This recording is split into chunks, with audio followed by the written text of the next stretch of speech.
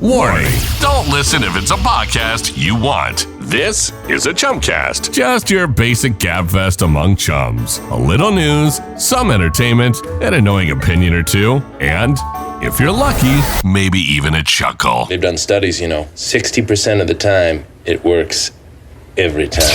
So it's time to buckle up. Whetstone Entertainment, in association with Is Chill Productions, presents Don't Listen, a basic Chumcast. And here are your hosts, Big Red and The Shebs. Remember, everyone, just don't be yourselves.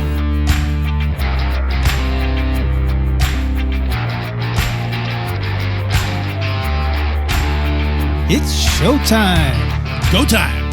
Fire it up, Big Red. We're going to rock down to...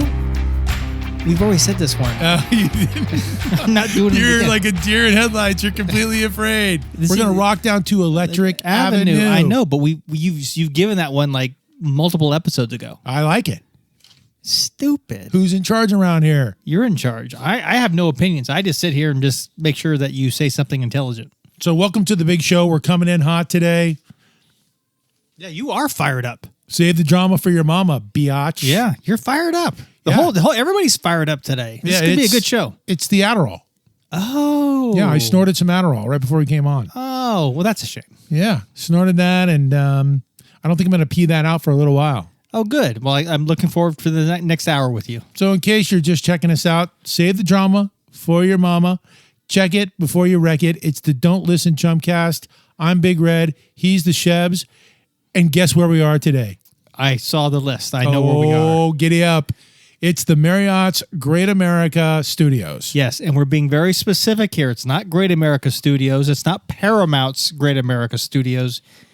It's the original Marriott's Great America. And we're actually in line to get on Willard's Whizzer. Oh, that's a good one. Orleans Orbit. That was like the first one. So we would get there, before the place opened up. And, dad or mom would be like, hey, meet back here at noon. You go ahead and do your thing. Meet back here at noon. Because we're going to go to the car and eat our tuna sandwiches. Yeah, no cell phones. You ventured off. And for everybody back in who doesn't know Great America, it's the amusement park it kind of came in the 70s here in the Bay Area. Late 70s, right? In Santa Clara. I remember going there in 6th grade. Right where the Niner Stadium is now. The Niner Stadium is now, yeah, right down there. So, and it's still there. It's closing. They're knocking it down. But it was iconic because it had so many unique things for the time. It had the double-decker carousel. Right in the grand entrance. At the very beginning. With the big pool. Yep, so you had everybody want to go on the top. Right, it wasn't a regular carousel; it was a double-decker carousel. We usually ended the day there. It was one of the first roller coasters to do the corkscrew. So that was the roller coaster back then was turn of the century. That's right, and it had the corkscrew. And then they later kind of took kind of the humps before the corkscrew and made it into two loop-de-loops and called it the Demon. Yeah, that was awesome too because they had the lights and the you immediately when you first started going, like the roller coaster cars just started going. There was this big hill that you had to go up, but before you got to the hill, you had to go through a tunnel. A little tunnel that drops a little bit, right? And then you kind of hits. And there were lights and fog and everything in there. It was all right. Yeah, it was all right. The first ride was always for us was like Willard's Whizzer. So mom and dad would be like, hey, meet back here at noon. Go do your own stuff. We don't want to see you until noon. And that was a subtle roller coaster. Fun because it was fast. It had a 360-degree corkscrew climb. You got to the top, and then you went down and did all the roundabouts and that kind of stuff. It was fun. It was a good way to start the day. Way to start the day. And you were talking before we started here. You were talking about Orleans Orbit. Orleans Orbit, another one that was just kind of like I don't know, kind of like a Ferris wheel, but it starts on the ground. He spins you real fast, and then centrifugal force holds you in your seat, and it goes vertical. It was really cool. I had friends that would refuse to go on that. They would not go on. I couldn't get scared enough. Like, that was the whole thrill for me. It was fantastic. The tidal wave. But if you're able to, sometimes because there was no line, you could stay on it for a couple times. Then you got kind of sick. Oh, yeah. And we could get our tickets at Safeway for like $2. Oh, there you go. Do you remember that? Or did you guys always buy your tickets at the box office? No, I think we always looked for any discounts and bought Rice Krispie treats and that kind of stuff just to try to save up on stuff. Oh yeah, and they have those things on the wires that go all the way. Those carts that you would get in above the the Sky Cycle type stuff. Yeah, you know those little carts that sit above. They run across the entire park. Yeah, like the trams. Yeah. Like a tram. Yeah. Oh man, we spit out of those things. We threw things out of those. Everybody always did that. You always like looking above like seagulls flying over targets, right? You always kind of always look. But remember, there was two other points that was great about Great America. Number one, it had two log rides. It had a log ride and then it had a Yankee Clipper. So it was kind of the same. Each one had a different drop. That was the thing. One had kind of a drop with a level off, then a second drop. Oh yeah, like a double dip. Double dip drop. That was the logger's run, and then Yankee Clipper had a straight drop, and they were so that was kind of cool. But then there was we screwed around on those a lot too. Yeah, you remember everyone wanted to go faster. Every thought if you were able to lean into the turns, you could go faster and maybe run into another boat. You ain't gonna run into another boat, stupid kids. No, stupid. But you had fun leaning into stuff, and it was always wet inside. And you sat down and you got you were just gonna get wet. But then they built Tidal Wave, which was that first dude. That was the scariest simple. one You ever. shoot straight, do the big loop, go way up high, and then do the whole thing backwards. And that was the scariest thing ever. That was everybody was so scared of getting that stuff, and then but it wasn't. It ends up it's so no big deal now compared to what they have out there. But back then it was technology at its finest. Yeah, that you're right. Like 80 to 85, probably in that range, was when we were really making miracles happen. Plus, they had all the amusement, all the video games. They had video arcades everywhere. Oh, yeah. They were all over the park. Yeah. So you could go into a video arcade, and if you were good enough, you could spend an hour just in a video arcade because you were there all day. Yeah. Yeah, all day. Absolutely. And we went there for a 6th grade field trip. Oh, man. I mean, can you imagine just taking they can't do that now. No. And then you turn everybody loose. And just say, hey, be back here at 5 p.m., be back here at 6 p.m. Everybody's going to jail on that one. Yeah. I went out, John Kilberg and I tried to ride the Turn of the Century or the Demon one more time or something like that. Yeah. We tried to do one more ride and got in trouble. Did you leave in handcuffs? No, we were late getting back to the group and a parent yelled at us. Yeah. So it was, but again, just great memories. Old school, Marriott's Great America, the original owner. And then don't forget, we're spending a lot of time on We need to do this on Facebook too, by the way. Absolutely. But remember, as it transitioned, it finally got Pictorium. That was the massive... Oh, yeah. The massive movie screen theater that just put you... Oh, it was a trip, yeah. What did they call that thing? Pictorium. Pictorium. That's really what they called it? Yeah. God, my memory of that, it was so awesome, though. And it was air-conditioned. Yeah. Remember, it was like nice and cool in there. It was a good little break. It was a nice break. But and you felt like you were actually on the hang glider. They did like flying scenes and that stuff, and you felt like you were totally into it. Yeah, it was really awesome. Anyway, all right. Marriott's. We ought to do a whole segment back on this. I'm sure we'll get a lot of feedback about people's experiences. We did Marine World, but this is Marriott's Great America, talking about the original. So it's a pretty decent way to kick off the show. We're going old school. Yeah, I love it. So coming up a little bit later, we want you guys to stick around because it only goes downhill from here. We're going to talk about Steven Spielberg, One Bad Mother. And if there is one bad mother, he's going to pretty much rank right up there with the Clint Eastwoods. He's only because if he calls, you pick up the phone. Yeah, everybody pretty much picks up the phone. He's pretty iconic. So why don't you stick around for that? That's Steven Spielberg in our One Bad Mother segment. We're also, I'm going to talk a little bit about my trip to Utah, where I'm an old man now, and I everything is risky when it comes to exercise, right? You could break a bone, you could, have a heart attack, you could have a stroke, you could sweat to death, especially in Utah this time of the year. But we're going to talk about Little Wild Horse, which is a hiking trail that I want to talk a little bit about. Did you see the movie 127 Hours with James Franco? Yes, that's where he gets trapped and saws his arm off. That's what happened to me. It's inspired by my story. Oh, there you go. Right. So that's coming up a little bit later. Also, we got the Booyah and the Boom Shakalaka. That's going to be brought to us by our friends at Cohen Windows. But right now, let's get into what happened on this day in history. On this day in history! Today, this day in history is being brought to you today by, God, they're bringing in tacos now? No. Who called Fernando's? I'm sure it's Daniel.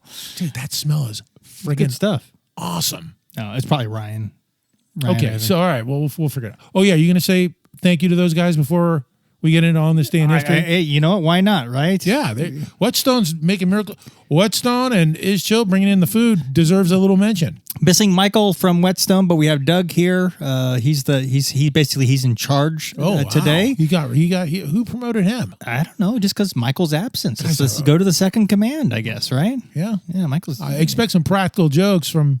He's a good man. Yeah, he's all right. He's all right. And then we have the Is Chill group, a full team. We got Evan. There's Eric, Marcio, Ryan, Daniel, and then of course there's but you're just Rachel. naming off all these people. We've only got a couple of dudes here that brought the food in. Right? You're just naming off the whole staff. Because they're sitting right over there. They're not. He's lying. Yeah. Oh yeah, you guys aren't here. They're not here as far as I got my back to these people. Are they all behind us? Two dudes brought in the freaking chips and salsa and the tacos right when I was getting ready to talk about what happened on this day in history. No, Eric and Marcio are not there right now. Okay. But they're here. Okay. So I acknowledge them. They'll be walking back in. There's too many chefs in the kitchen. All right, man. on this day in history. What happened on this day in history? It's exciting. I can't wait to hear. Okay, so first of all, it's brought to us by our friends at Barron's Dance Studio, and we're going to talk about Sir Francis Drake. I wrote a report on this guy back in like the third grade, and I thought he was the shiznit. But when we did this research, I'm like, holy smokes, the guy's a total D-bag.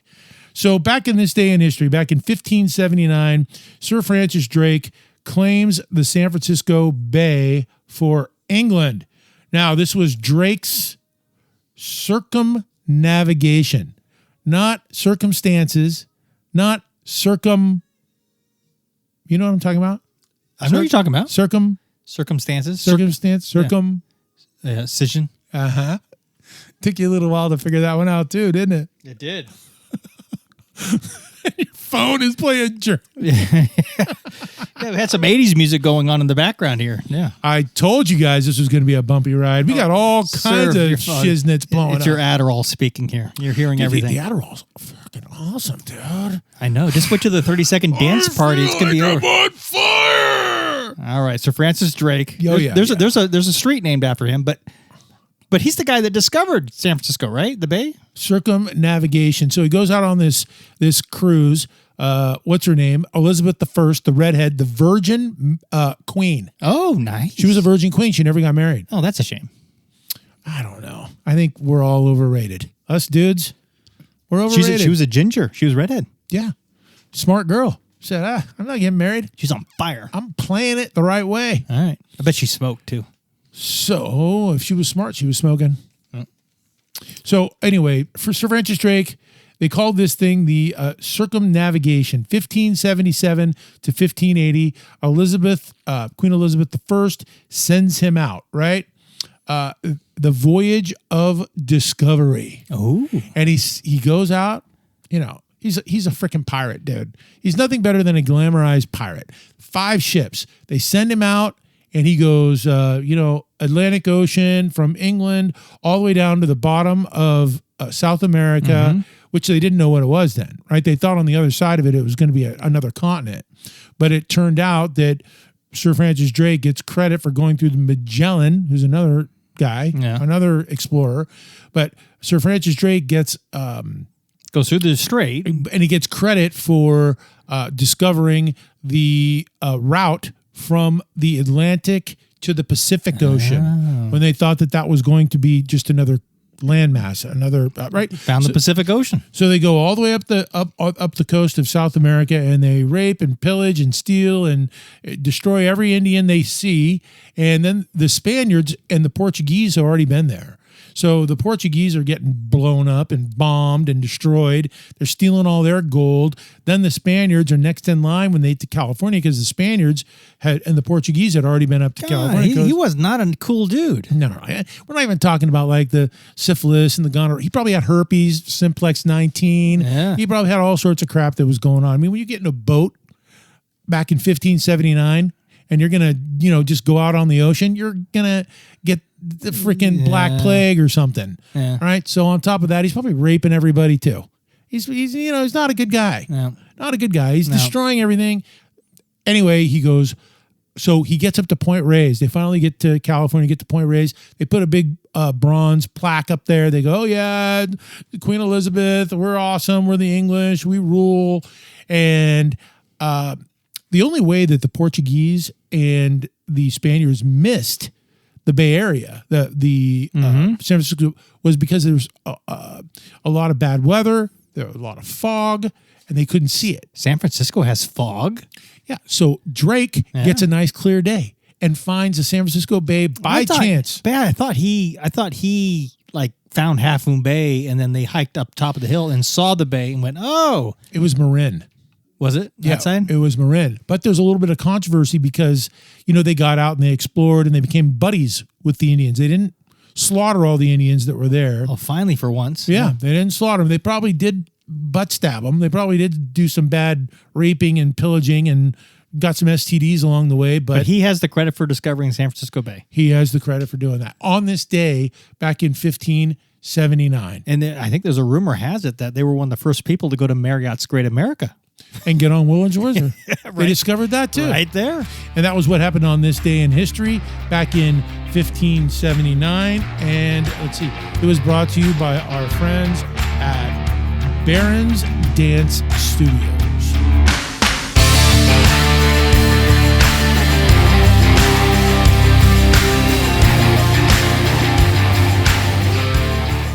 Time to unplug and run.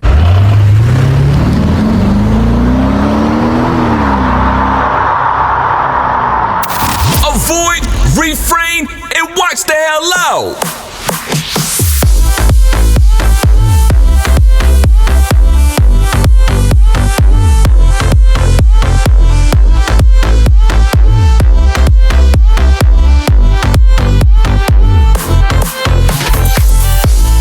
Follow us on Facebook and let's get stupid.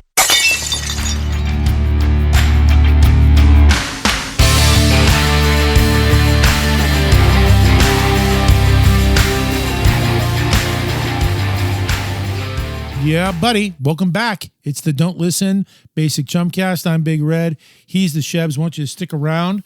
We're going to talk about Steven Spielberg in our One Bad Mother segment. Oh, yeah. Coming up a little bit later. Also, I'm going to talk about my trip to Utah. We did some crazy hiking. Hey, a lot of crazy in Utah. A lot of crazy. But right now, look, they got the fishbowl all set up. They're on their game. And they were dancing out here. They were dancing to that 30-second dance party jig. They were kind of coming out here during that playing of that stuff. It's the Booyah and the Boom Shakalaka, and it's being brought to you today by Cohen Windows. Oh yeah, the Booyah and the Boom Shakalaka. All right, let's do it. Draw the card. Hey, you guys filled up the card. You add more topics? Save the drama for your mama. All right, what do you got? Coming in hot. This is going to be hot. I'm telling you, this is going to cause all kinds of controversy.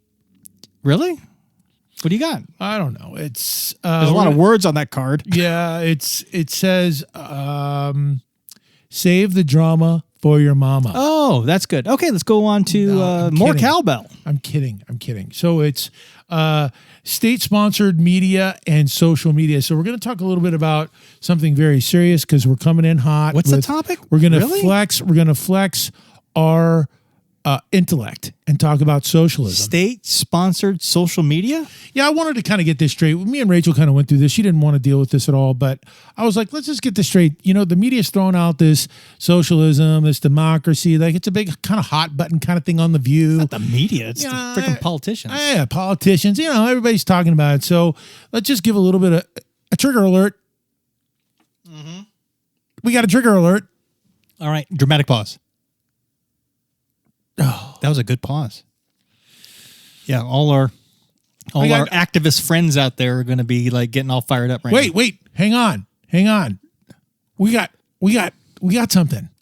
What do you got? I think we have breaking news. What is it? It's that socialism has already arrived in America. Oh, that's what that is. Yes, it's been here for a long time. It's been part of the American You sure? fabric.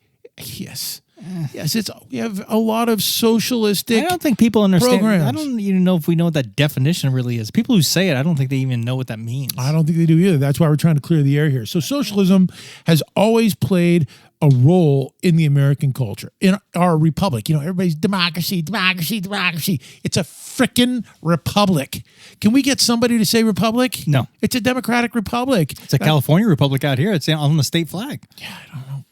But it's a republic, right? That's where you have states are given a lot of autonomy and power. Yeah, and America has always basically had social welfare or access to it, and really, it's only been for out of necessity, right? It's a safety net. There's been a consensus over the history of the country that the government will provide some level of a safety net, right? For people if you get hard times, bad times, that kind of stuff.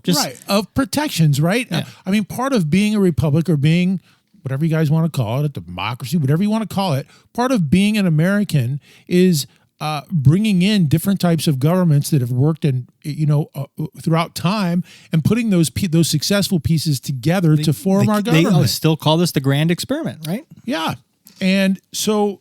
I think it's also kind of important. So socialism, so everybody freaks out socialism, right? Well, there are a couple of different versions of actual socialism, right? There is libertarian, there's democratic, and there is Marxist. These are all different levels and different variations of socialism. But the key thing here is that in socialism, in true socialism, there are a couple of characteristics that are always there, right? Production is for use, not for profit. So I don't think we need to worry about that. We're not socialists. We're not there. Like, we have capitalism in our blood, dude. Yeah. We're not going to do a bunch of work and not get paid for it. Unless we're a nonprofit, and then we're still going to find a way to get paid for it, right? Right. So, it gets a little bit overblown, right? So, the production for use and not profit is it's not going to happen anytime soon, and it certainly will not happen without some sort of a fight, right? Number two, equitable distribution of wealth and material resources for people. You want me to repeat that one for you? Well, let me put my Birkenstocks on. Yeah. See, equitable distribution of wealth. Yeah. That's not happening. No. Right? That is not equitable distribution of wealth and material resources for people. So all the materials and all the wealth is equally distributed amongst everyone. Yes. Not happening. Yes. And that always gets confused with communism, which is supposed to be kind of a similar thing, a classless society. But you talk about, I think the conversations are about closing the wealth gap, which is different, right? So you have, and that's just one of the big challenges in the way things are set up right now is the rich are getting richer, and the middle class are kind of staying the same or falling further behind. So it's people conflate the two, and people get a little bit touchy. So there have been some subtle shifts in the laws that have fluctuated between closer to socialism in the past couple of decades, but we are certainly capitalist, and we are certainly not going to all of a sudden start distributing everything equally to everybody. No. You're in America. You're gonna have to earn it on some level. Yeah, but but you're gonna have you can't get away from talking about the progressive tax system, right? So the more you make, kind of the more you're supposed to pay, kind of thing. So correct. But it all gets all mixed into the mix. So the fabric here in California is certainly liberal, and it is certainly one that. So we do have heavy taxes here in California, but we do provide probably the best services. People can call those socialist services, but we provide medical, we provide food, we provide housing, we provide a lot of things for people in need here in California. That's true. Medi-Cal and then you transition to Medicaid as you get older for the federal government. Yeah. Here's one final point, but one other final element that... Yeah, because this is riveting. It is riveting. That's a great word, by the way. I know. So the competitive the competitive and buying and selling goes away in a true socialism culture or in a socialistic government. Did you understand that? Yeah. The competitive, which is the pulse of America, is competition. Yes. So the competitive buying and selling in the market, it's not happening. It's not happening. You can sit around and lose sleep and worry about, but these three elements, they're not happening in our lifetime. No. They're not happening anytime soon, and it's going to have to take a pretty extreme shift. Now, here is where we are.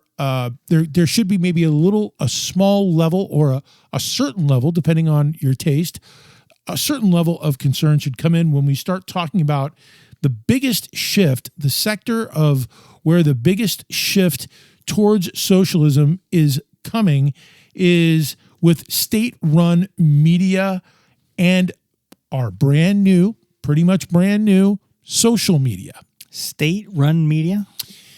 I might be coming in a little bit hot by saying state-run media. Yeah, but the point is that our media in America has chosen a side, right? They have picked. Yeah. It's not unbiased. It's not objective. It is. I would say party-run media, not state-run media. Party-run media might be more accurate, but the party is part of the state, right? It's all kind of the same deal. Yeah, when you have a two-party system, right? And everybody takes a side, right? All I would suggest is that people observe and be aware and do their own research on this. This is where our research led us, was the biggest shift that we can see that would alarm people or make them aware of a possible shifting to becoming a trend that comes closer to socialism is found in social media. Yeah. And it's found in media in general, right?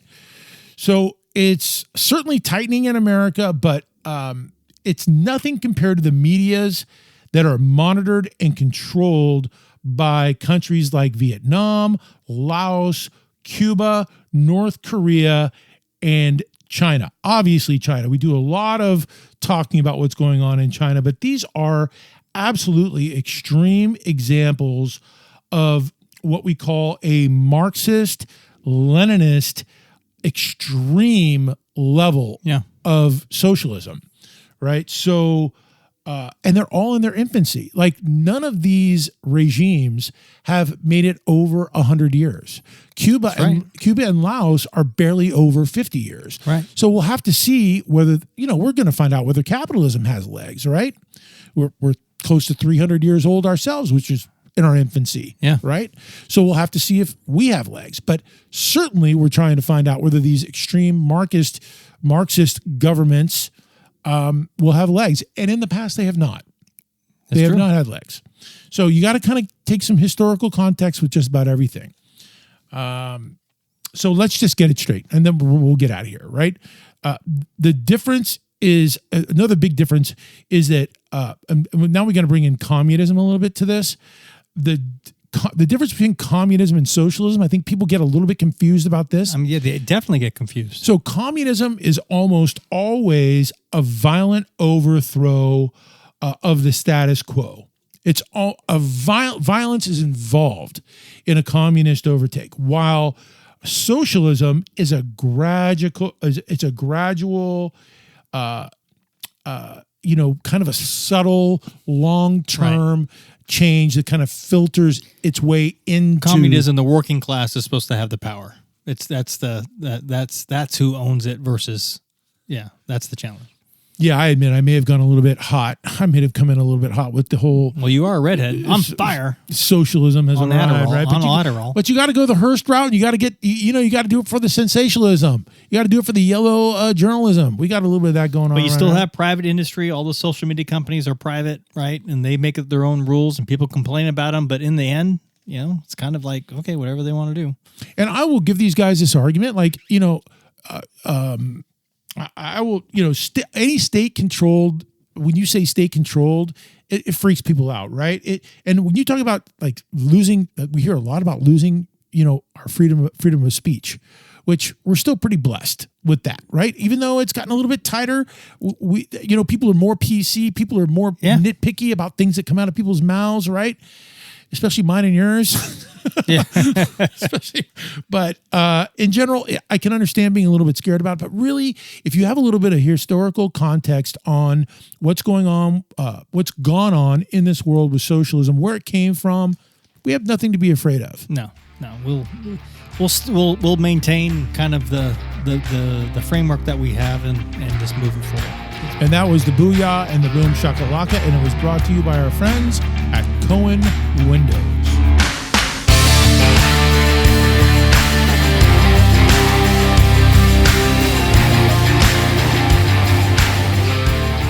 Don't listen. The original head scratcher. Ignorance is no excuse. This Chumcast is not safe. Don't listen.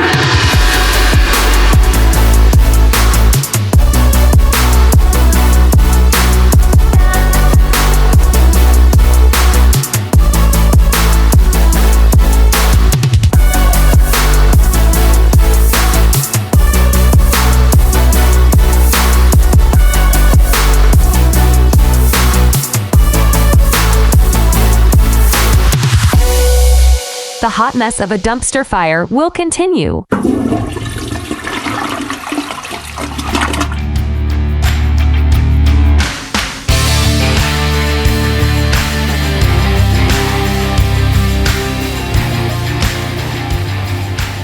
All right, we're still coming in hot. It's the Don't Listen Chumcast. Welcome back. I'm Big Red. He's the Shebs. We're in the Marriott's Great America studios today. Old school Marriott's. Willard's Wizard. Yeah. Orleans Orbit. The Yankee Clipper. Loggers Run. God, those were good times. The Demon. Preceded by turn of the century. But that's all in the past now. They're going to demolish that thing and put up some condos, I'm sure. Oh, and don't forget they had the 3-armed like carousel Ferris wheel thing. Remember that thing? Oh yeah. Remember that 3-armed thing? It was like the symbolic. And the one thing I'm thinking about, before we go on, Eddie Murphy did Beverly Hills Cop 2 at Marriott's Great America. Oh, that's was it 2 or was it 3? 2 or 3, one of them. I think it was 3 because 2 was he comes back to the oil fields and that kind of stuff. Now this one is. It was at Marriott's Great America. Yeah, it's though. Stupid. He does some music park thing. He did the worst sequels of all time. And speaking of 2 was okay. 3 was. Speaking of just sequels, disaster. the king of sequels, the guy who invented sequels, is Steven Spielberg, and we're going to talk about him. Coming up later in One Bad Mother. That's exciting. But right now, let's get into Yeah, Buddy. Yeah, buddy. And Yeah, Buddy is being brought to you by Renew and Energize Skincare Centers. And I'm giving away a big secret. This is all you, Big Red. Dude, this is like a hidden gem. People are going to be freaking pissed. Oh, pissed because people who know about this are going to be, you're just giving it away to the masses. Yeah, because, even when we went, we were told basically like, look, dude. Don't tell anybody. Yeah, this is like we don't want the Euro. It was a big thing about the Euros, right? The Euros are all over Utah. They're all over Colorado. They're all over the Grand Canyon. They don't want anybody from Virginia going there either. Well, and it's kind of out in the middle of nowhere. So we did a trip to Utah. Right, you fly into Vegas and you go to Vegas first. That's your point of entry, not Salt Lake. No. You go to Vegas and you rent a car. And people don't realize Utah's really close to Vegas. And you do Bryce and you do Zion and all that. Well, out in the middle of nowhere, there's this place called Goblin Valley, and it's really cool. You feel like you're on Mars, right? But what's even cooler is, I'm not going to talk about everything that goes down there because it's got to be your own party, do your own thing. But we had a really, really good time there. You're just out in the middle of nowhere. So the stars are so much brighter and it feels like you're Goblin Valley. It feels like you're on Mars. It's that clay and it's all these weird formations. It's a beautiful, beautiful trip and you're in the middle of nowhere. So no people, which we love. Right. But out really like 50, no people, 50 miles away, there's a place called a Little Wild Horse Canyon. And these are slots and these narrows. Right. And how'd you find out about it? How'd you know? I went on this trip with a couple of people and one of the friends that I went with is an avid I mean, those are good friends to have that know stuff. Right. He go here. This is the secret. Go here. Yeah. He's like the James Franco of 127 hours. Oh. Right. So but he has 2 arms, right? He runs marathons. He's in great shape.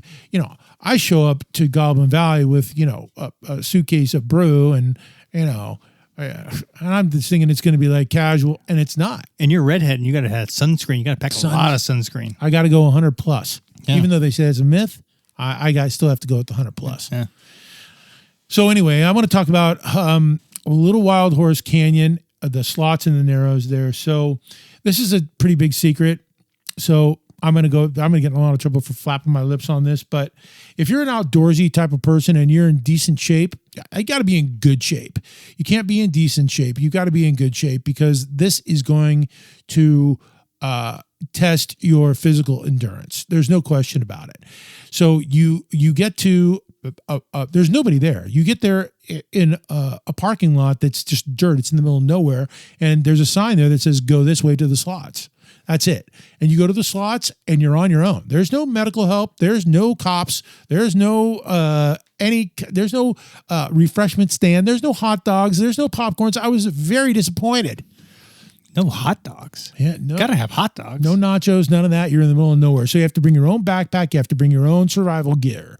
And you go in there and there are these little slots. Like you have to walk. I don't really know how to explain it, but you're going up hills, you're going down hills, you're going through narrows where there's a lot of water, there's a lot of hazards. I'm 6'6", 230 pounds. So there are tight spots where I didn't even think I was going to be able to get through these little tight slots, right? And you're basically in the middle of these 2 huge canyon walls that will go up hundreds and hundreds of feet.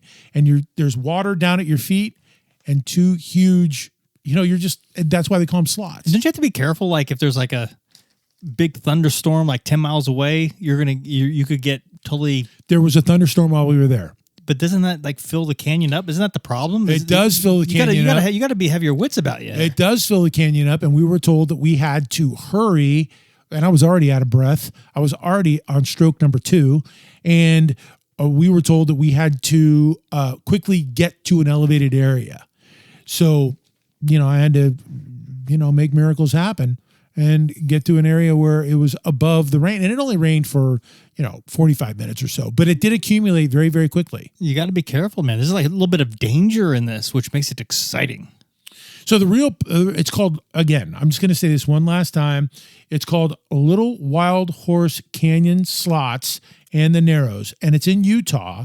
And if you're an outdoor explorer expedition type and you're in decent condition, then Google it and check it out.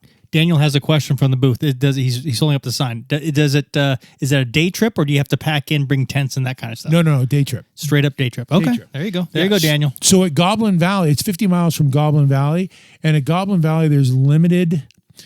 There's I think maybe 3 or 4, maybe 5 cement slabs. That's all they have. Yeah, cement slabs. And if you get them, you get them. Yeah. If you don't, you don't. And you have a cement slab that you can kind of go. But the way that we did it was we stayed at Goblin Valley, went to the slots, and then came back, and then left from Goblin Valley. By the way, Goblin Valley had, it's not right at Goblin Valley. You actually have to walk into Goblin Valley a little bit, but they had showers. Oh, okay. Which was nice. Nice. The only thing that Bryce Canyon had, which is a little bit overrated. So you need to bring toilet paper in because just in case you have to do a number 2, you got to have a little something. Yeah, and there's nothing better than doing a number 2 out in the wilderness. Yeah, the best thing so Bryce Canyon was terrible for camping, and it was all tight. They shoved tons of people all in there, and snorers and freaking night stalkers and walkers and all that stuff. It was no good. So I'm recommending Little Wild Horse Canyon Slots and Narrows. It's in Utah. Go to Google, check it out. And again, it's a good time. So this is Yeah Buddy. And it was brought to you by our friends at Renew and Energize Skincare Centers.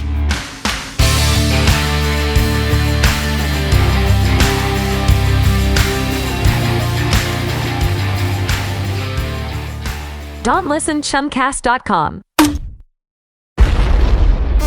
You've been corrupted, hijacked, and exploited. Don't listen.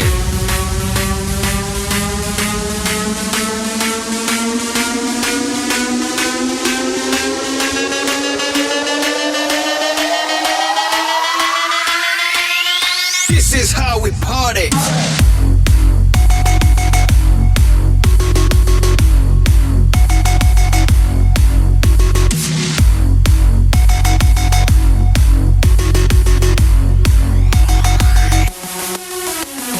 Nothing, but a whole lot of nothing burger right here.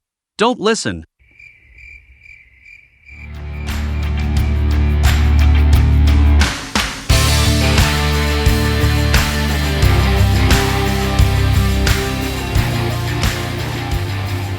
Yeah, buddy, welcome back. We're coming in hot.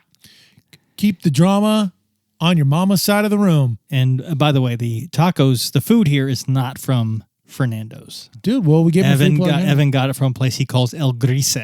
Oh, well, they're still good. Yeah, they're very good. But, I don't think they led us to believe it was from Fernando's, who's a great friend of the program. Thank you very much. But I don't think that people understand that taco thing in the Bay Area is a very competitive space. It's a very competitive space. And there's a big difference. You can go to a bad place and a good place. And can I just say, it's the challenge to try to scarf one down in that 30-second race is hard. By the way, you should probably get some of that off your goatee. It's off my all right. Yeah, right there. I get it. All right, that's fine. Anyway, it's all good. So we're coming in hot. We are hot. You're still fired up, aren't you? That Adderall, you're still feeling good? Oh, we're gonna do the Facebook DMs. So we got a bunch of DMs. That's kind of picking up a little bit. I think it takes people a little bit of time to kind of get going. But, dude, we got like 140 messages this week. 132. 132 messages. Yeah, that's what they're saying. It's okay.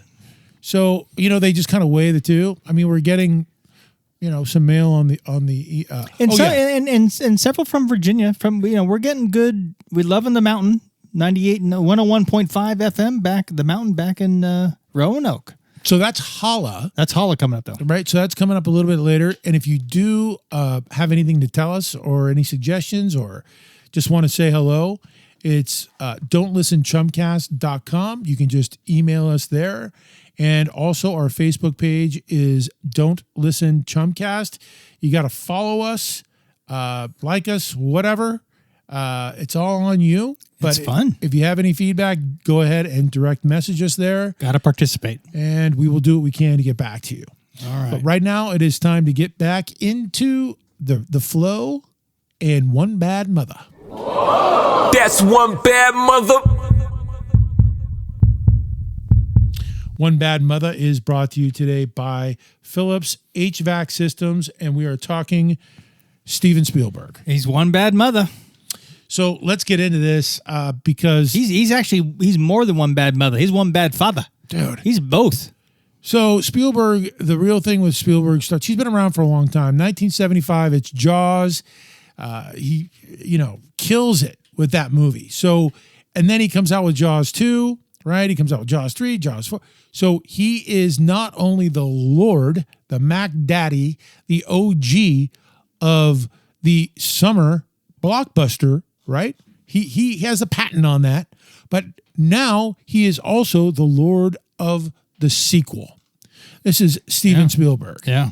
We're talking about, right? And behind the curtain in Hollywood, they may need a little change of pace at this point, but the worst kept secret in Hollywood is that Steven Spielberg is calling all the shots in Hollywood today. He is running that entire industry. He's the one guy he calls. You're picking up the phone, like I said. He's good. Yeah, there's a reason, right? So Steven Spielberg is worth $4 billion with a B. $4 billion with a B. And some estimates have him up to $9 or $10 billion. Have you ever heard anything about his 7 kids? No. Do you know who he's married to? Kate. Isn't he married to Kate Capshaw? Yeah, Kate Capshaw. That's right. From Indiana Jones. Right. That's So it's so weird that this guy is the I was getting all of a sudden I was thinking Rita Wilson which is Tom Hanks' wife. But yeah, Kate Capshaw. That's so when right. you have that kind of money, your wife doesn't want anybody in her business. No. So that's why very few people kind of know. I didn't know he had 7 kids. You didn't know that, didn't you? I did not know that. You're never going to know anything about him because he got enough money to get you out of their life. He doesn't have to. They're doing whatever they want to do, and you don't even know about it. No, he keeps a low profile, stays below the radar. Just tries to matter in this world. So, look, a lot of people want to talk about, first, his films alone, $10 billion. $10 billion alone worldwide. He's 75, I think maybe 76, 77 years old. And I'd say the reason why we have no clue about the 7 kids is because he's got all the money. He's got all the money. He's got the money. He's got the gag order out there, right? So, but he's bigger. Here are some of the directors in Hollywood that he is surpassed. Woody Allen, Chris Columbus. You remember Chris Columbus? Yeah. 80s guy, did a ton of movies. Huh. Rob Reiner, Oliver Stone, Judd Apatow, Martin Scorsese, and anybody else directing in Hollywood or basically at this point in life anywhere on the planet. But Raiders of the Lost Ark and Jaws barely made his top 10 grossing films. It's all about Jurassic Park that did over $1 billion. That's his franchise. All, it just keeps going. All by itself, $1 billion. So, like I said, in 1975, when he came out with Jaws, Hollywood was broke. Hollywood goes broke about every other decade. They build hotels. Disney built the hotels all over the place. Disney built, all of the, who's the other one? The other one at MGM built all the hotels, right, to get them out of the funk. Yeah. But in 1975, they were dead broke, and single-handedly, Steven Spielberg brought that industry back. The studios, like I said, were building hotels to save the industry. So he brought back with Jaws, he brought in a summer blockbuster, and then he's the king of the whole sequel phenomenon that has gotten ridden into the dirt. Sequel number 9, sequel number 14, they've just ridden him into the ground, right? Behind the curtain, Steven Spielberg's got to be saying, dude, you got to relax with the sequel stuff. Yeah. And they're going, hey, don't worry about it. I tell you, the lack of ability to go nothing but sequels is what the rise of Netflix, the rise of all these other fantastic productions of new feature films and series and that kind of stuff that's not on the big screen. It's fantastic. So when he passes away, or I would say that Hollywood is in a transition. They're in deep need to kind of change it up. It'll be interesting to see. Even though, Spielberg kind of lives for no type of publicity. You don't see him on talk shows. You don't see him out, barking about his movies or anything like that, right? No, he actually does it pretty good. It'll be interesting to see how they transition with all these streamers, right?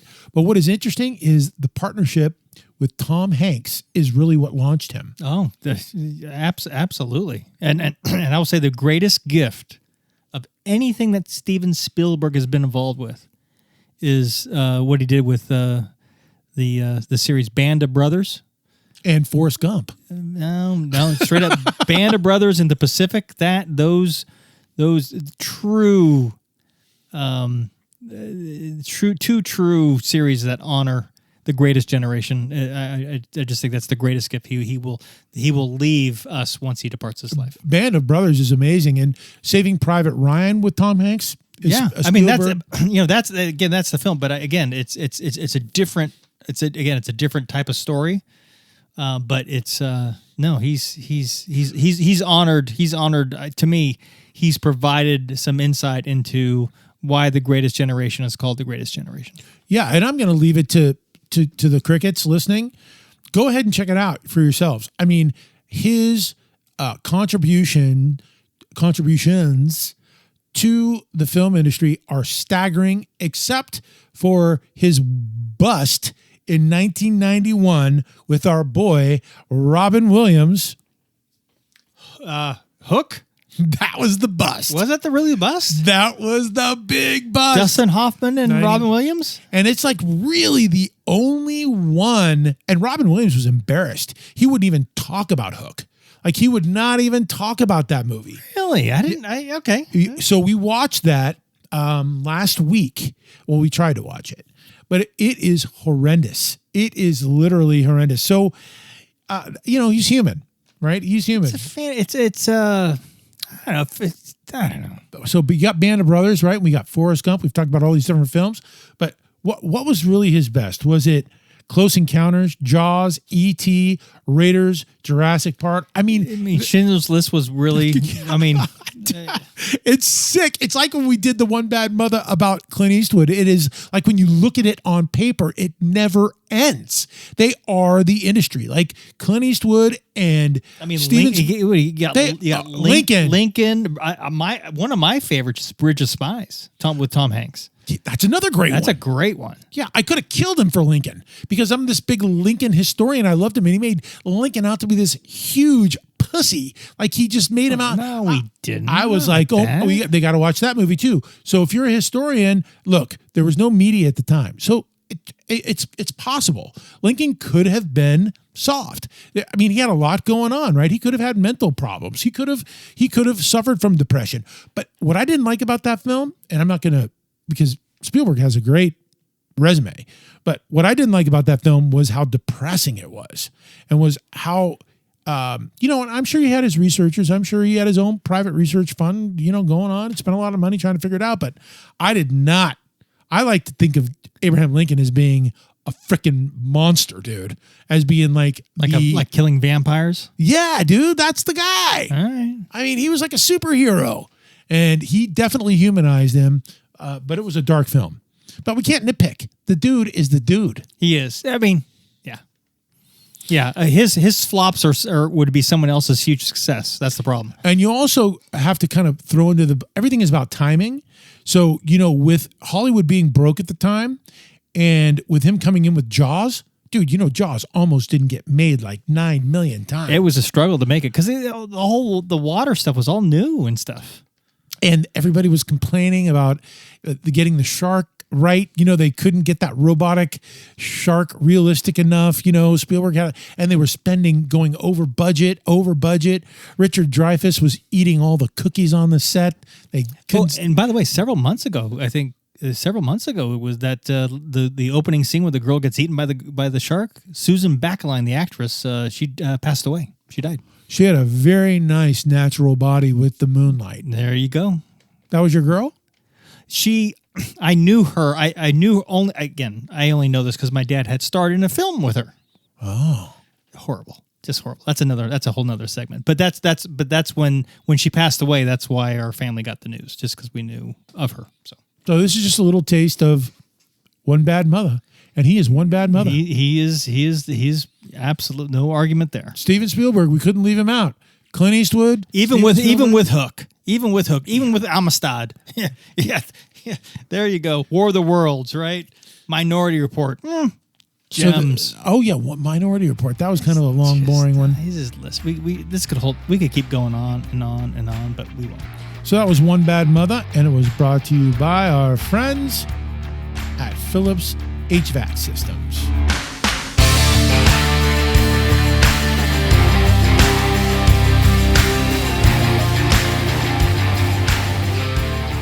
Turn off, walk away, and don't look back.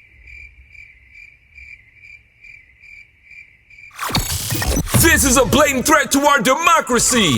Don't listen. People, are you ready?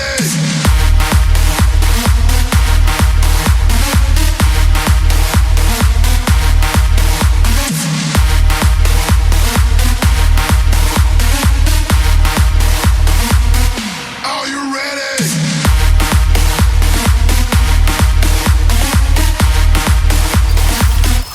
Follow us on Facebook, subscribe on YouTube, and let's get stupid.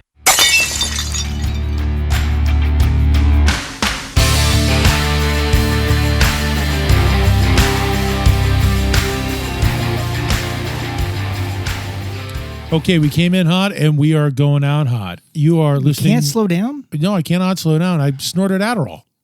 Dude, it went right to my nipples. Jeez. And shrunk everything. Dude, and you would totally win a wet t-shirt contest. I mean, seriously, dude, these are nipples for sale. Yes. So for the final 2 people listening, nice. Thank you for joining us. They're not people, they're crickets. They are? And we came in hot, and we're going to leave hot because we're getting into holla. Holla! Holla! Holla! Holla! Holla! And Holla is being brought to us today by our friends at the Donaldson Dental Group, and I'm gonna get this party started with Delicious. Delicious from San Carlos says, it's a refreshing Chumcast for reals, no joke. There's nothing else like it, and I listen to podcasts all the time. Hey, let's have a party at the Carlos Club. Let's reopen the Carlos Club. Hey, let's go back to season 1. I'll meet you in the urinal. There you go. I got someone from our hometown, Belmont. Kevin from Belmont. Kevin. I know Kevin from Belmont. There's only one Kevin in Belmont. I knocked out his 2 front teeth. Did you really? Yeah, dude. Back when? I was back in my brawling days, man. Is that the Kevin you think? You think somebody, it sounds like he's getting caught up. He says he's still on season 1. And basically he commented on the, I don't remember what episode it was, but Live Aid. Live Aid, our Live Aid segment. Says that's what got him started in music. He started loving music after the Live Aid concert. He got all into all the bands and stuff. So that's Kevin from Belmont, who you knocked out his front teeth. And Belmont is right next door. It's like right here in. Yeah, it's on the peninsula. It's where our high school resided. That's correct. So Kevin, thank you, Kevin, and thank you for participating, even if the Big Red knocked your teeth out. So let's remind these people that they can donate. They can. Yeah, just go to the website. It's great to... Don't listen, chumcast.com. You can donate $1. You can donate 50 cents. It all goes. It all helps. It all helps. And we are... You got to keep the 80s dumbass alive. It is dumbass. That's what we're trying to do. Dumbass Central. Yeah, so and the 70s childhood dumbass alive. You can donate, and they can start piling on for sponsorships if we make it to a season 3. We're sold out. We are sold out, which is nice. But for season 3, that's all Whetstone doing good. They can also do that at don'tlistenchumcast.com. Also, if you guys, these are all from Facebook. These are the Facebook. I got an email. I have an email. My next one's an email though. But I want these people which to know, which is basically from the website. I want these people to know that Facebook. Jump in, yeah. Right. Don't listen, Chumcast. Just like and follow us there. And once you do that, you'll be able to DM us. Yeah, send messages. And then you might get, read. Your little love letter to us might get read here on the Chumcast. Yeah, especially if you make a donation. Are you going to read something? Do you have anything else? Well, hey, Kevin, I have one, but it doesn't really count. It's from New Zealand. Really? Meredith from New Zealand. I want to go there. It doesn't count. It's my cousin. I want to go there, though. It's my cousin. It's a big, loving listening to the show. Oh, that's it? That's it. But it's my cousin. So it doesn't count. No, that counts. It does. If we're going to be honest. You have a cousin in New Zealand? I have family in New Zealand, yeah. Family in New Zealand, Australia, yeah. Oh, how come you never go there? I will. I'll retire one day, and then I'll be able to travel. I'll go. I want to go to New Zealand. Australia, I don't know. So you're the pilot guy. You should pull off one of these like Howard Hughes trips. I didn't think about it like from that. America, and then like you can land in Antarctica. No, I'm gonna go to Howland Island. Yeah, that's good knowledge on my part. And then maybe you can go through the Magellan Strait. See, you're tying stuff in. Hang out with Sir Francis Drake. Yeah, there you're really tying stuff in. We have to do an Amelia Earhart one. She's one bad mother. Oh. That's a good one. That's a Kansas girl. Is she Kansas? Kansas or Missouri, one of those states. Yeah. Anyway, let me get through this. So she's got Queen Anne. Blowing me off. Okay. Queen Anne, yeah, I'm blowing you off. Queen Anne in Kansas City. We were just talking about Kansas City. You get all the made up names. There's no one named Queen Anne in Kansas City. Queen Anne, and she actually spells it ANNE. So is that That's Anne? Anne or Annie? Anne. Okay. Annie is ANNIE, right? Queen Anne. I think people like to get cute with this, and they don't want to give up their true identity, like Batman. We're real controversial. That's why they don't want. Yeah. I don't blame them. I don't want anybody knowing if I'm listening to this shit. So Queen Anne is in Kansas City, and she says that the Facebook content is pretty entertaining, but the Chumcast is gold. And thanks for brightening my days. It takes an acquired taste. Yeah, we know we're not good, but people accept that. So then they let their guards down a little bit. Then they enjoy it. Do you want me to read it? Okay, so I got this Okay, Frank from, I got another one here. Rachel's throwing shit at you. Yeah, Frank from San Diego. You know, Rachel is from San Diego. Oh, I didn't know that. So this. You are from San Diego. Yeah, she is. So I think Nice. this is. So, okay, Frank, is this your. Okay, so this is it. So Frank in San Diego, Big Red, he's got some skills with the ladies. That's why He does. That's why she's handing me this. Yeah. All right. I don't even know if I should read this. Got to see him in action, and it's as entertaining as the What do you mean? Chumcast. What do you mean he got to see you in action? He dropped us. So I was in San Diego a couple weeks ago. Oh, right. Did you remember a Frank? I do not remember. Well, think about people who you told about the Chumcast. That's how you I do figured it out. not remember much about the trip, to be honest with you. Oh, that's a shame. Yeah. So, but I do remember the fish tacos were amazing. San Diego is amazing. But El Indio, that's gonna be a yeah buddy from me. Yeah. So the fact that dude was kind of spying on me, pulling a little stalker action on me There is you not go. You- the most comforting thing in the world. Yeah, since you become this kind of big Rachel's getting a big kick out of it. you became this big Chumcast star. Yeah. Oh yeah. Yeah, you're all the ladies are all over you because you're single. Oh my God. And I wear a sports bra. Oh yeah. Dude, but that doesn't turn people off at all. No, because I'm keeping it all tight. Yeah, that's good. And this was the Don't Listen Chumcast. I'm Big Red. He's the Shebs. We're calling it quits. We're out of here. We're out of here hot. So thanks for joining us. We appreciate it. And we'll catch you next time. So if you're depressed or you're sad, we don't want you to do anything that you're going to regret. So call the suicide prevention hotline at 866-903-3787. And please remember that everything we want is on the other side of fear. Bye, Felicia. Don't listen. A Basic Chumcast has been an exclusive presentation of Whetstone Entertainment in association with Is Chill Productions. Subscribe, follow, like, and share us while on your favorite social media hangouts and our YouTube channel. We're not into begging, but if you like us, review us and support us by continuing to check us out on your favorite podcast platforms. Find more fun and hit us with your feedback at don'tlistenchumcast.com. Yeah, that's fantastic.